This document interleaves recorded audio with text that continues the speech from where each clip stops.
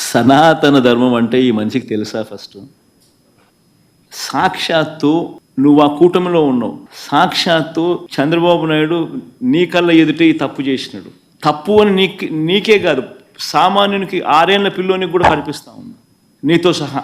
మరి నీ కళ్ళ ఎదుటే కనిపిస్తా ఉన్నప్పుడు, నీ కళ్ళ ఎదుటే వెంకటేశ్వర స్వామి ప్రతిష్టను తగ్గిస్తూ, వెంకటేశ్వర స్వామి లడ్డు విశిష్టతను తగ్గిస్తూ, కావాలని దుర్బుద్ధితో రాజకీయ